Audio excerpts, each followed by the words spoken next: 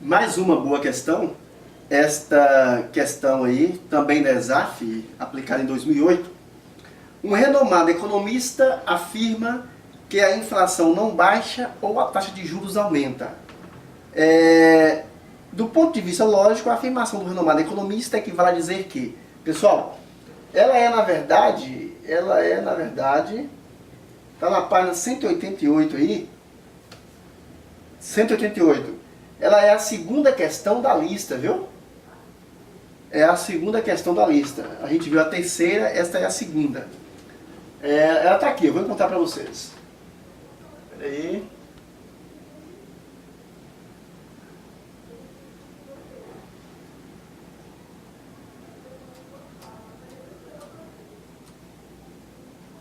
Questão 2, está aqui, ó. Questão 2.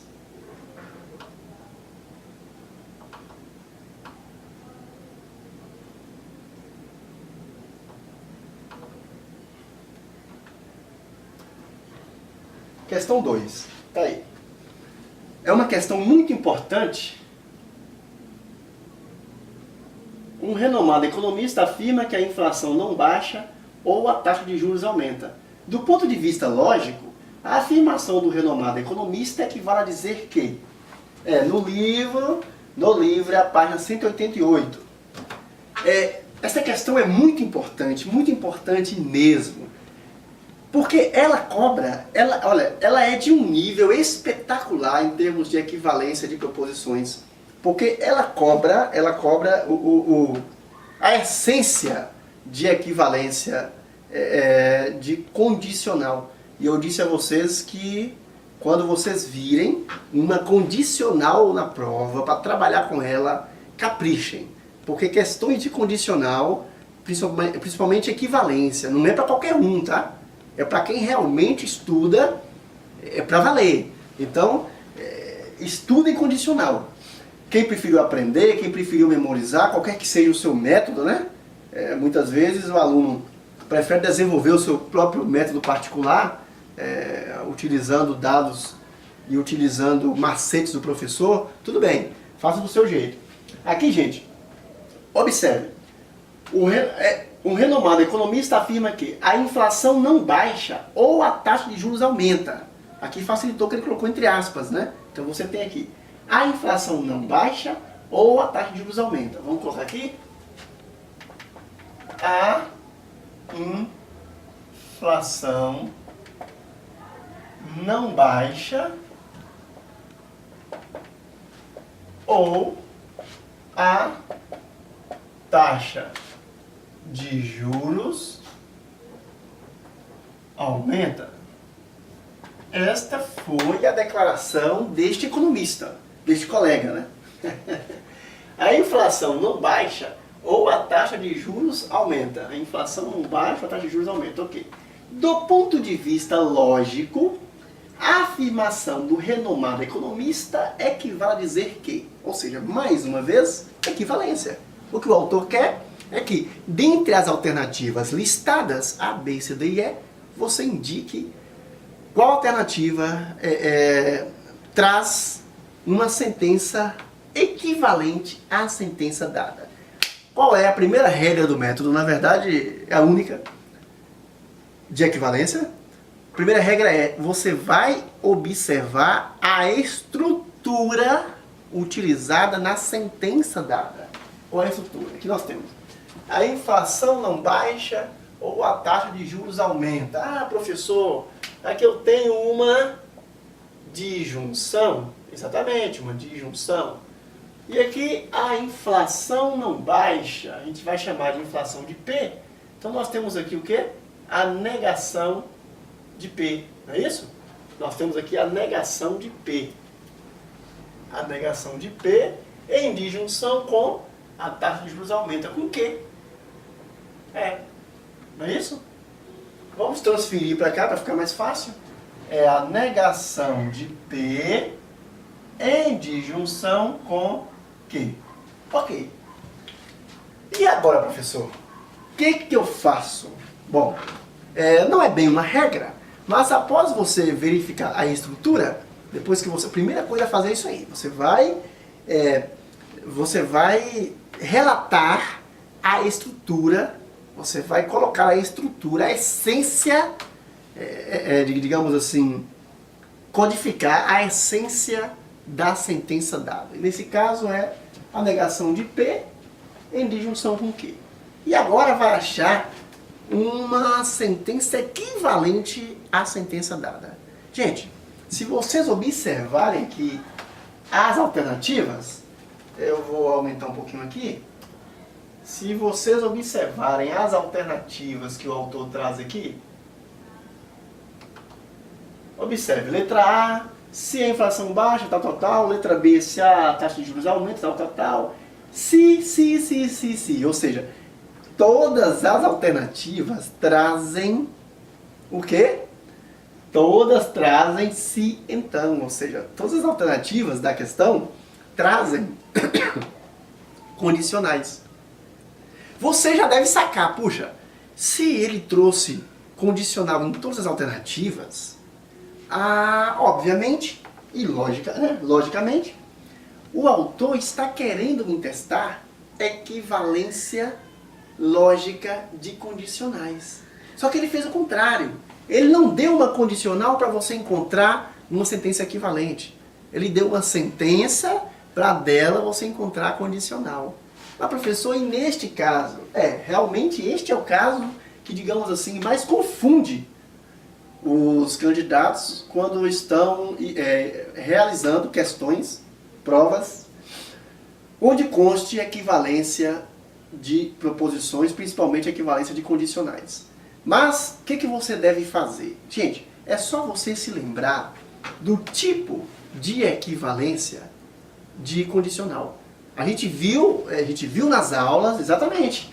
E quem lê o livro, eu esmiuço isso aqui no livro, realmente, equivalência de condicional, a gente trabalha no livro de forma realmente bem profunda, justamente para o aluno, para o candidato não ter dificuldade, né? Para o candidato não ter dificuldade.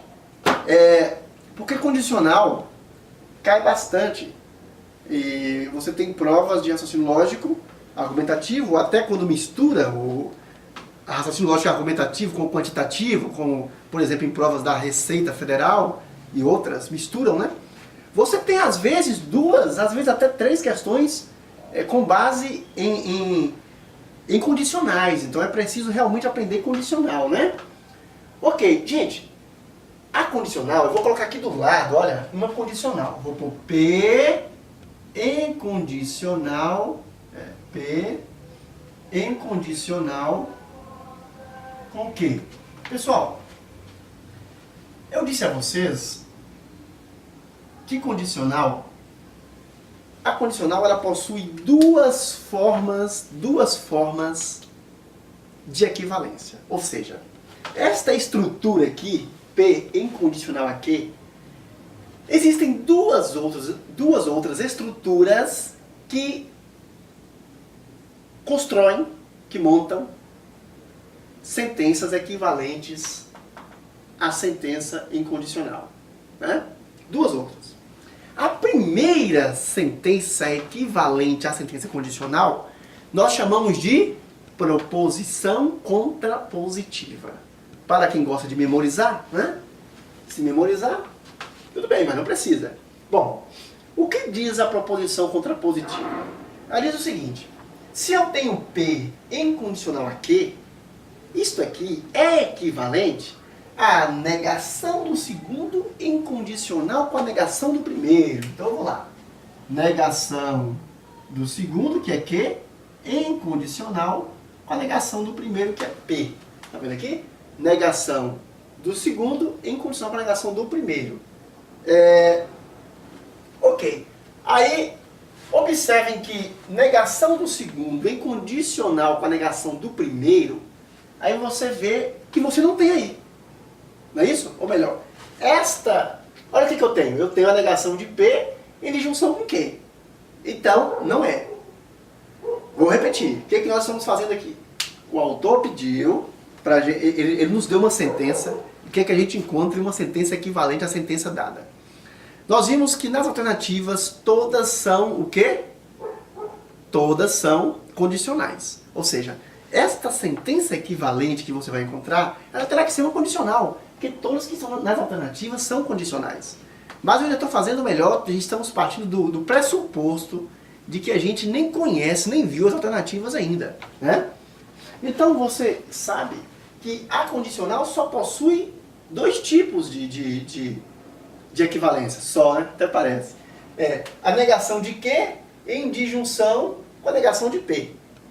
Negação de Q em disjunção com a negação de P. É a primeira, que a gente chama de proposição contrapositiva. E a segunda imagine, a negação da proposição. Que é justamente isso aqui. É justamente a estrutura que ele nos deu. A inflação não baixa ou a taxa de juros aumenta. A negação de P em disjunção com Q. Vou escrever aqui, olha, no cantinho. A negação de P em disjunção com a afirmação de Q. Ou seja, a negação do primeiro em disjunção com a afirmação do segundo. Aqui, olha. Aqui, segundo. Então nós temos, em condicional, nós temos duas formas de equivalência. E nesta questão, claro, nesta questão aqui, quem memorizou as formas de equivalência, já tiraria de letra.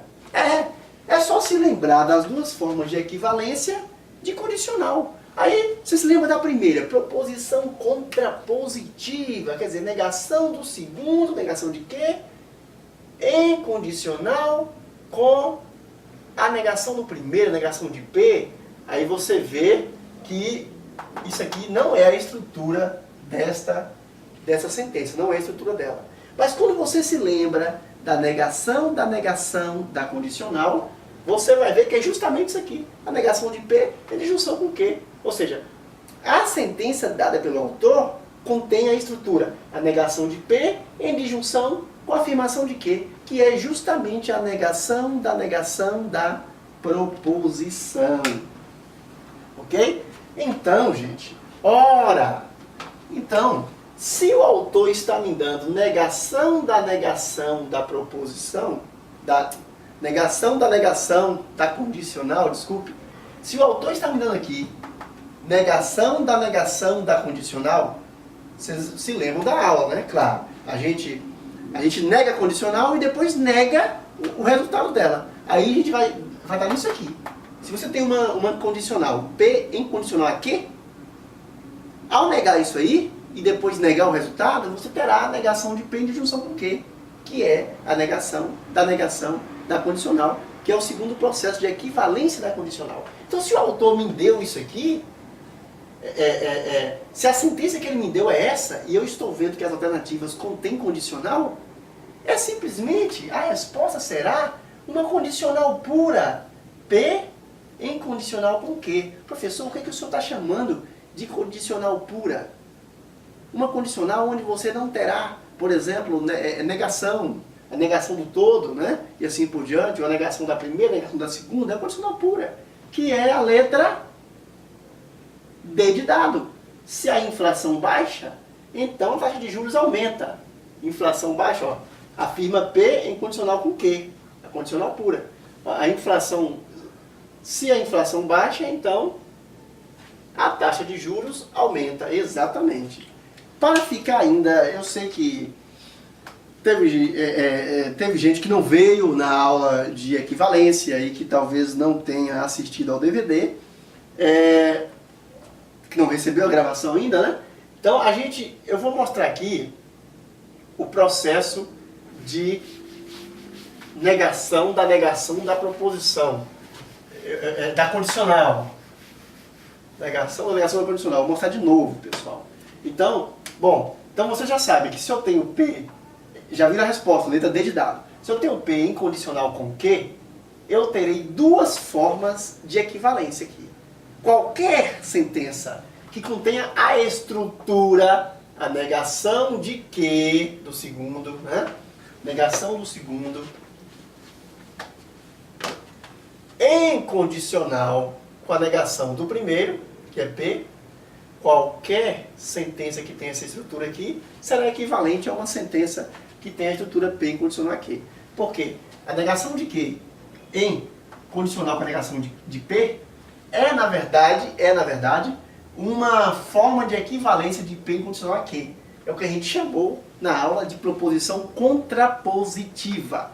Proposição contrapositiva, ok? Assista a gravação que a gente fez para relembrar, não pode esquecer disso. Proposição contrapositiva. Mas há uma segunda forma de equivalência da condicional, que é o que a gente chama de negação da condicional, como a gente deu aqui, e eu quero repetir. Mas antes de colocá-la aqui, vou pôr interrogação aqui, nós vamos ver o processo de encontrar, porque quando o autor deseja complicar mais, ele simplesmente cobra de vocês o processo. O processo, aí complica mais. Qual é o processo? Eu vou negar a condicional e depois negar o resultado. Como é que eu nego isso aqui? Como é que eu nego a condicional? A gente nega a condicional através de uma conjunção. A negação de P em condicional a Q é a negação de P e de junção com... Desculpe, maluco aqui. Eu afirmo P, troco o sinal de condicional para conjunção e nego Q. É isso que eu faço. Ok? Então está aqui a negação da condicional. Agora eu vou negar isso aqui. Eu vou negar a negação. O que eu faço para negar a negação? Para negar essa conjunção. O que eu faço? Eu nego a conjunção com uma disjunção. A negação de P é não P, troco o sinal de conjunção para disjunção, e a negação da negação de Q, gente? É Q. Não é isso? A negação da negação de Q é Q. Então é a negação de P em disjunção com a afirmação de Q. Exatamente. Aqui eu tenho a negação da condicional. A gente coloca aqui dentro, que é o segundo processo de equivalência da condicional. A negação de P em disjunção com a afirmação de Q. Vamos para a próxima questão.